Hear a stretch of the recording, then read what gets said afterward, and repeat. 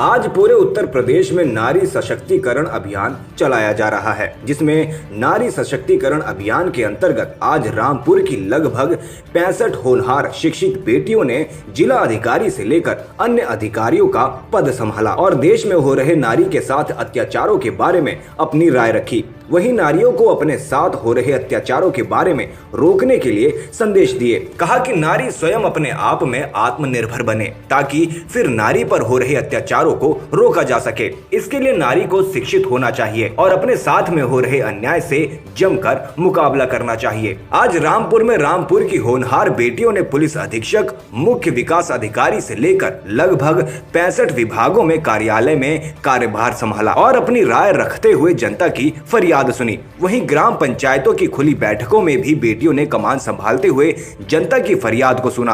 आज 22 अक्टूबर को रामपुर की बेटियों के लिए नामित सभी पदों पर 2 घंटे के लिए होनहार बेटियां तैनात रहेंगी। रामपुर से हारून पाशा की रिपोर्ट। क्या है पूरा मामला? देखिए, माननीय मुख्यमंत्री जी के निर्देश से 17 तारीख से मिशन शक्ति अभियान चल रहा है पूरे प्रदेश में।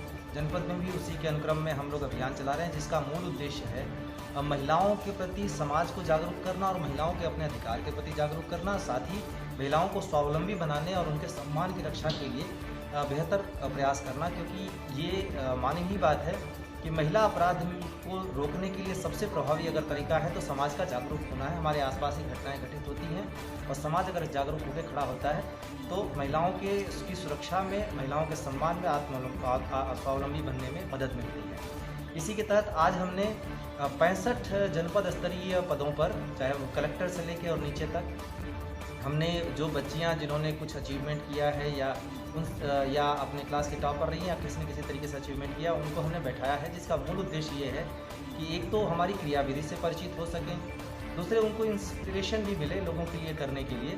और आज जब वो ऑफिसेज़ का विजिट करें और लोगों की कंप्लेंट्स को सुने तो उनका भी एक दृष्टिकोण मिले कि एक महिला के नज़रिए से वो क्या देखती हैं, और एक उनका जो अभी पढ़ रहे हैं तो उनके इमेजिनेशन भी होती है, उनके अंदर एक सपने भी होते हैं, उसके आधार पर हमें फीडबैक दे सकें कि हमें और बेहतर क्या करने की ज़रूरत है। इसी के साथ सबसे इम्पॉर्टेंट ये भी है कि हमारी सभी ग्राम पंचायतों में आज विशेष ग्राम सभा आहूत की गई है, जिसको चेयर करेगी आज कोई न कोई बच्ची। तो हम रूट लेवल पर भी उनको परिचित कराना चाहते हैं कि कैसे काम होता है और उसमें वो क्या सुधार देखती हैं, क्या सुधार करना चाहती हैं।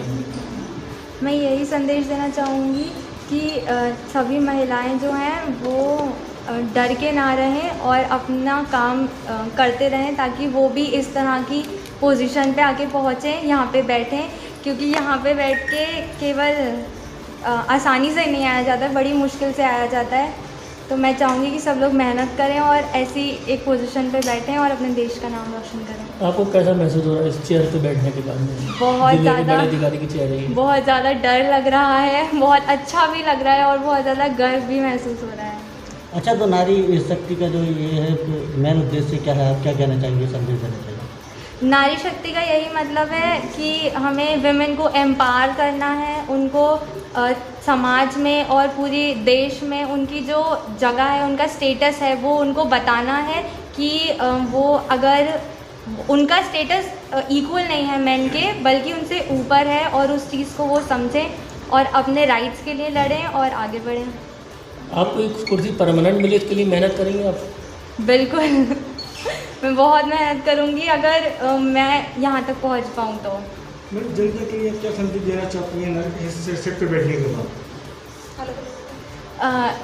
इस सीट पे बैठने के बाद जनता को मैं यही संदेश देना चाहूँगी कि जो हमारी पुलिस फोर्स है उनका सम्मान करें, क्योंकि वो बहुत मेहनत से यहाँ पे पहुँचते हैं। और किसी ग्रेट इंसान ने कहा है कि with great power comes great responsibility.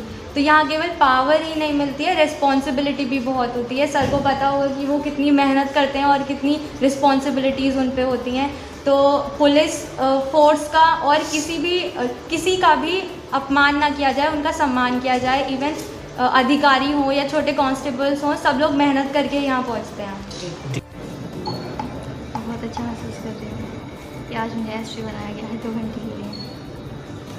महिलाओं की सुरक्षा के लिए क्या आपके दिमाग में कुछ है आइडियाज़? सर, जो माननीय आदित्य योगीनाथ जी ने जो मिशन शक्ति शुरू की है नारी सशक्तिकरण के लिए, तो उसमें सबसे मेन चीज़ ये है कि महिलाओं को शिक्षा जरूर देनी चाहिए, क्योंकि अगर वो शिक्षित होंगी तो आत्मनिर्भर महसूस करेंगी अपने आप को, वो समाज में अपनी एक नई पहचान बना पाएंगी। इसलिए जो भी पेरेंट्स ये सोचते हैं कि नहीं मुझे अपनी बेटी को नहीं पढ़ाना चाहिए, बेटी को पढ़ा के क्या होगा, उन्हें अपनी सोच बदलनी चाहिए और बेटी को पढ़ाने का पूरा प्रयास करना चाहिए ताकि वो आगे अपने आप को कंफर्टेबल महसूस कर सकें इस समाज में। जैसी भी आज इस समाज की स्थिति है उसे आपको देखते हुए मिशन शक्ति अभियान जो चलाया जा रहा है, इससे महिलाओं को कितना जागरूक करेंगे? एक दिन के लिए आपको कप्तान साहब की कुर्सी मिली है, आगे क्या चाहेंगे? परमानेंट आपको कुर्सी मिले इस तरीके की? आगे यही कोशिश रहेगी कि परमानेंट कुर्सी भी मिले किसी दिन।